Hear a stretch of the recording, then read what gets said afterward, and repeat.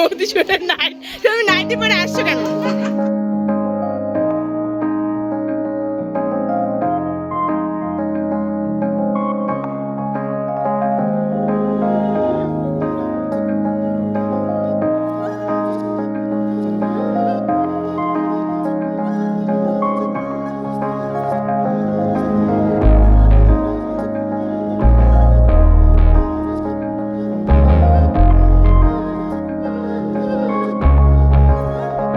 Hello বন্ধুরা, কেমন আছো তোমরা সবাই?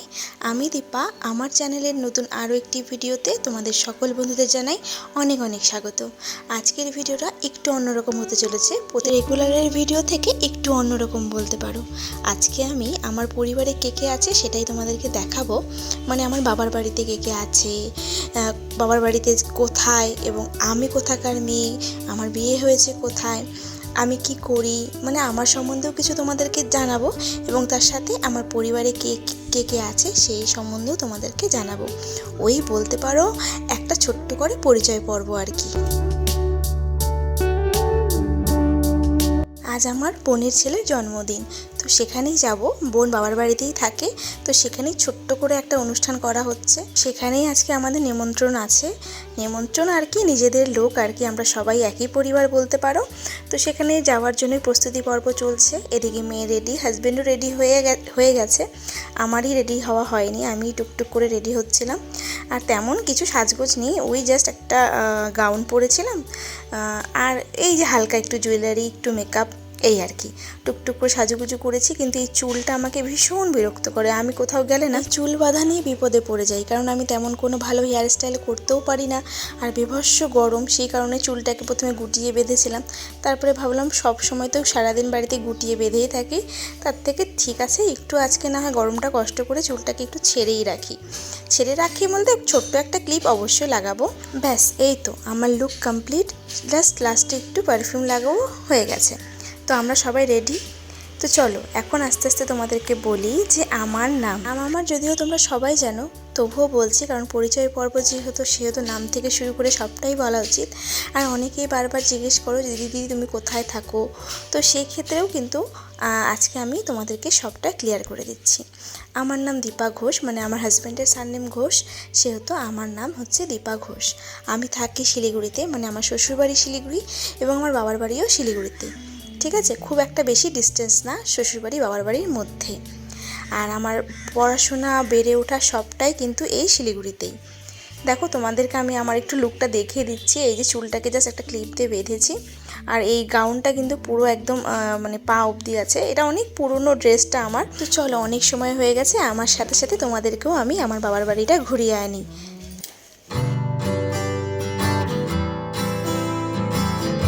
তো এবার বলি আমার পরিচয় পর্বের আরও কিছু পার্ট। আমার স্কুল ছিল হচ্ছে রামকৃষ্ণ সারদামণি বিদ্যাপীঠ, শিলিগুড়ির আশ্রমপাড়াতে যেটা। তারপরে আমি ক্লাস 11-12 পড়েছি জ্যোৎস্নাময়ী গার্লস থেকে। আমার কলেজ ছিল সূর্যসেন কলেজ, যেটা সূর্যসেন কলোনিতে শিলিগুড়িতে। এবং তারপরে আমার মাস্টার্সে আমি ভর্তি হয়েছিলাম রবীন্দ্রভারতী ইউনিভার্সিটি থেকে, যেটা আর কি ওপেন ইউনিভার্সিটি ছিল। তো সেখানে আমি পুরো আমার পড়াশোনা, স্কুল লাইফ, কলেজ লাইফ শিলিগুড়িতেই কমপ্লিট করেছি। তারপরে কিছু বছর জব করেছি, টিউশন পড়িয়েছি, এই সমস্ত করতে করতে হাজব্যান্ডের সাথে আলাপ হয়েছে, প্রেম হয়েছে, বিয়ে হয়েছে, এই তো লাইফ আর কি। ঠিক আছে, তো আশা করি আমার সম্বন্ধে সমস্ত ডিটেলস বলে দিলাম। আর আপাতত আমি এখন বর্তমানে শিলিগুড়িতেই থাকি আর জব করি। হ্যাঁ, অবশ্যই জব করি, এই যে হোম মেকার। এর থেকে বড় জব কি আর হতে পারে? কিন্তু হ্যাঁ, বিয়ের আগে আমি অনেক বছর জব করেছি, কিন্তু বিয়ের পর থেকে আর করা হয়নি, কারণ সংসার সামলে আর মানে ম্যানেজ করে ওঠা হয়নি। তো সেই জন্য এখন আমরা বার্থডে বয়ের জন্য গিফট কিনতে এসেছিলাম, মানে সিলেদার্সে এসেছিলাম ওর জন্য একটা স্কুল ব্যাগ নিতে, কারণ নেক্সট ইয়ার থেকে হয়তো ওর স্কুল শুরু হয়ে যাবে। সেই জন্য একটা কাজের জিনিস বলতে এটাই হবে বলে আমার মনে হলো। জামা কাপড় টুকটাক তো সবাই কিনতেই থাকে, স্কুল ব্যাগটা দিলে ওর কাজে লাগবে, সেই জন্যই আর কি স্কুল ব্যাগটা নিলাম।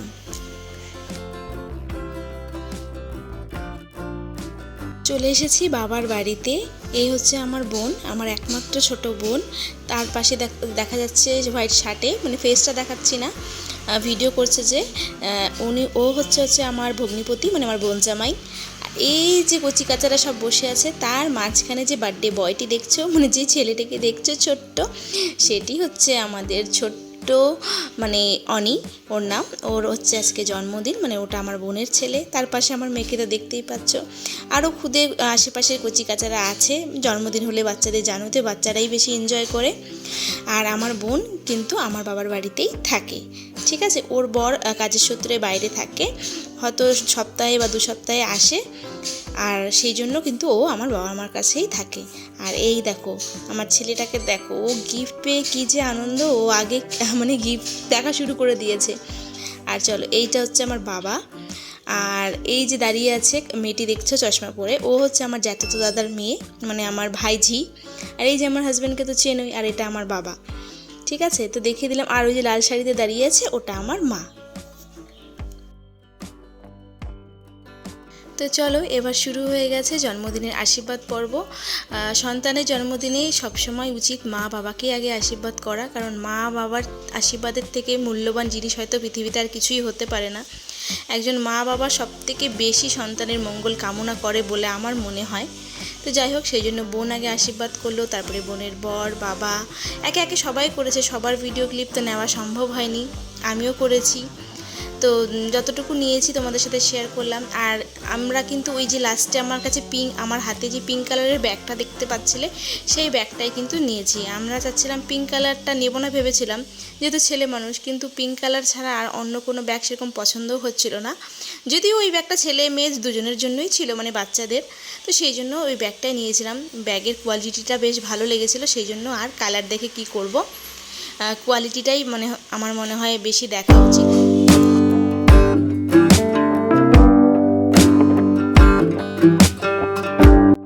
আজ যখন ভিডিওতে ভয়েস দিচ্ছি, চারিদিক দিয়ে প্রচণ্ড শব্দ হচ্ছিল, কারণ আশেপাশে কাজ হচ্ছে, মানে ওই যে তোমার হয় না বিল্ডিংয়ের কাজ চলছিল। তো সেই জন্য আমার ভয়েস দিতে প্রচণ্ড অসুবিধা হচ্ছিল, কিন্তু তবুও দিয়েছি, কি করব, তোমরা একটু অ্যাডজাস্ট করে মানে দেখে নিও।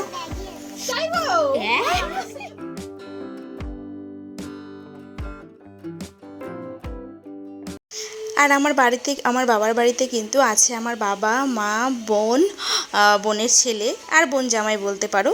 তো এরা চার বোন 5 জনই থাকে আর কি। আর আমরা কিন্তু 2 বোন, মানে আমার একমাত্র বোন আর আমার বোনের একমাত্র দিদি আমি, ঠিক আছে। আমাদের কোনো দাদা বা ভাই কিন্তু নেই, আমার বাবা মায়ের দুটোই মেয়ে। কারণ কি, অনেকেই ভাবে যে ছেলে নেই এই সমস্ত নিয়ে কথা হয়, তো সেই জন্য আমি ক্লিয়ার করে বলে দিলাম যে আমার বাবা মার কিন্তু কোনো ছেলে নেই। সেই কারণেই কিন্তু বোন আরও আমাদের বাড়িতেই থাকে, কারণ বাবা মারও বয়স হচ্ছে, ওদেরকেও দেখার একজন লোক লাগে, তো সেই কারণে। আর আমার বোনের বরেরও কিন্তু মা বাবা নেই, তো সেই জন্য। তো চলো, আজকে জন্মদিনের মেনুতে কী কী ছিল সেগুলো একটু দেখিয়ে দিই। ফ্রাইড রাইস ছিল, পায়েস ছিল, যেটা জন্মদিনের মানে শুভ জিনিস, পায়েসটা তো হবেই, সাথে একটা দারুণ পনির ছিল, পনিরটা খেতে খুব ভালো হয়েছিল, ছোলার ডাল ছিল, লুচি ছিল, চাটনি ছিল, আর কেক তো সাথে ছিলই। যেহেতু শ্রাবণ মাস চলছে, শ্রাবণ মাসে আমার বাবার বাড়িতে নিরামিষ খাচ্ছে, সেই জন্য কিন্তু সম্পূর্ণ নিরামিষ ছিল, কোনো রকম কিন্তু আমিষ খাবার দাবারের আয়োজন কিন্তু করা হয়নি। আর ওদিকে কিন্তু সকলের যারা ছিল আমাদের বাড়িতে, আমার বাবা, বোন জামাই, আমার বর আর বাচ্চারা, সবার কিন্তু খাওয়া হয়ে গেছে, আমিও সার্ভ করেছিলাম, কিন্তু সেগুলো আর ভিডিও ক্লিপ নেওয়া হয়নি, কারণ আমি কাজে ব্যস্ত ছিলাম, কি আর ভিডিও করে দিবে। আর আশেপাশে সবাইকে কিন্তু খাবার পাঠিয়ে দেওয়া হয়েছিল, কারণ বাবার বাড়িতে জায়গাটা খুবই কম, সেখানে আর কাউকে বসিয়ে খাওয়ানো সম্ভব হয় না। তো সেই কারণে এদিকে আমি আর বোন খেতে বসেছি, আর মা সার্ভ করছে, আমাদের খাওয়া দিয়ে মাও আর কি বসে যাবে খেতে।